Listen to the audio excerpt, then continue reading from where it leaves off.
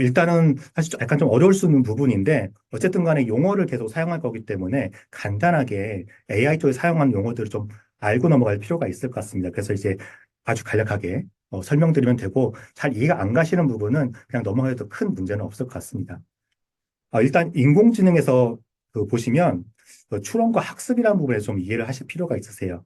일단 학습은 예전부터도 저희가 그 인공지능 쪽에서 쓰는 문제인데 어떤 데이터를 분석하고 이해하는 과정을 학습이라고 합니다. 그래서 이제 그 인터넷이나 이런 쪽에 있는 것들을 사진을 분석하거나 텍스트를 분석하거나 해서 모델이라는 어떤 덩어리로 만듭니다. 그래서 이런 과정을 학습이라 하고 이건 사실 지금 AI 챗GPT가 나오기 전에도 이런 작업을 계속 했었어요. 하지만 일반인들이 이렇게 쓰기는 어려웠고 아주 특수한 목적으로 사용되었습니다. 예를 들어서 이제 제가 아는 동아리 후배 같은 경우도 이제 인공지능 쪽 하는 친구가 있었는데 어떤 뭐 통신사에서 해지 방어를 한다든지 그러니까 어떤 성향의 고객들한테는 이렇게 대응을 해드리면 좋고 이런 것들이 이미 있었습니다. 하지만 챗GPT가 대단한 거는 뭐냐면은 이 추론이라는 부분을 실시간으로 일반 사람들이 할 수 있게 됐다는 데 큰 의의가 있다고 봐요. 그래서 추론은 학습된 정보를 기반으로 새로운 데이터를 판단을 내린 겁니다. 질문하면 대답을 바로바로 실시간에 해줘요.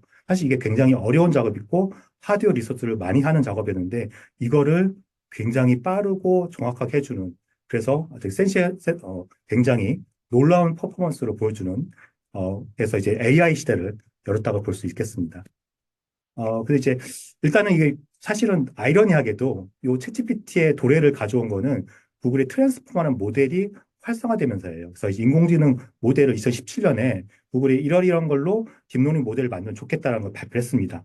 그래서 뭐 자연어라든지 비전이라든지 음성인식을 활용할 수 있겠다 해서 발표를 하고 실제적으로 텍스트나 이미지, 비디오 데이터를 사용하는 어플을 했음에도 불구하고 오히려 이 트랜스포머 가지고 더 잘 활용한 게 바로 오픈 AI 챗 GPT였고요. 자, 이제 아까 제가 모델 얘기를 했었는데 이 모델에 조금 더 알아볼게요.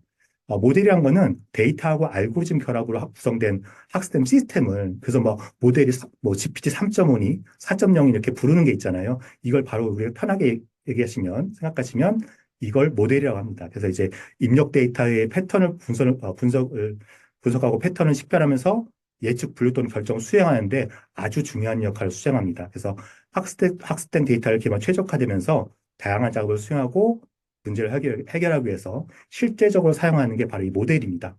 아주 복잡하기 때문에 일반인들이 만들기 사실 어렵습니다. 그래서 우리는 이 모델을 갖다가 어떻게 잘 사용할지가 중요한 부분이고 이걸 사용하는 것도 어려우면은 챗GPT가 서비스를 이용해서 사용할 수 있게 하게 되면 되겠습니다. 그래서 이제 모델 설명 뒤에 뭐 오픈소스 관련해서 나올 수 있기 때문에 다소 어려울 수 있지만 제가 이제 포함을 시켰고요. 그다음에 이제 파인튠이라는 게 있어요. 이것도 사실 넣을까 말까 마지막까지 고민했는데, 뭐, 잘 튜닝하는 게 아니라 미세한 튜닝하는 겁니다.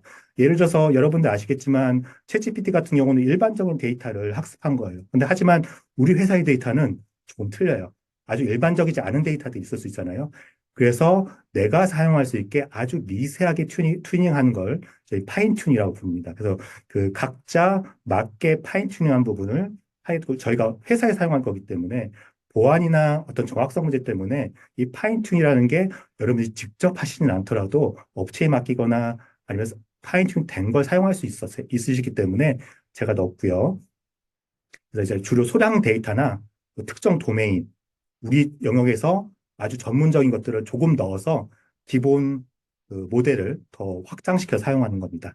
그래서 이제 학습된 모델 일부 층을 고정시킨 다음에 다른 층의 가중치를 조절시 진행을 하게 되는데 예를 들어서 영어로 된 모델 같은 경우는 한국어를 하게 될 때 좀 파인팅을 좀 수행을 하게 되는데 이게 좀 어려운 점이 일반인들 하기 어려운 점이 기술적으로 어렵긴 하지만 이렇게 파인튜닝 하면은 기본에 잘 만들어 영어 쪽 모델이 좀 문제가 생길 수 있다고 하더라고요. 그래서 이제 이런 부분이 어려운 부분이긴 하지만 파인튜닝 하면은 이런 것이다 라고 알고 계시면 될 것 같습니다.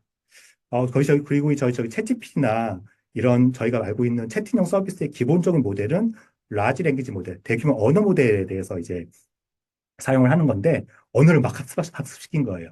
뭐 어차피 그 언어를 가지고 많이 학습을 시켜가지고 뭐 딥러닝 기술이 하나에 뭐 아까 말씀드린 그 트랜스포머 아키텍 사용해서 이제 많이 학습을 시킨 거고요. 기본적으로 사이즈가 클수록 더 좋은 성능을 발휘합니다. 그래서 사실 일반적인 회사나 이런 데에서 강력한 모델을 만드는 게 사실 어렵습니다. 왜냐면 그 GPT 3.5 같은 경우는 약 1700개 정도? 1700 뭐 몇십 개의 그런 그 매개 변수로 이루어졌는데 그 매개 변수는 많을수록 일단은 좋다고 보시면 되고요. 꼭 그런 건 아니지만. 근데 이제 이런 정도로 이루어져 있는데 이렇게 학습시키기가 어렵지 않고 일단은 비용이 엄청 많이 들고 어렵고 그런 문제가 있습니다. 그래서 이제 이렇게 학습된 데이터를 가지고 우리가 할 수 있는 게 뭐 번역이라든지 요약, 질문 응답 이런 것들을 수행할 수가 있습니다.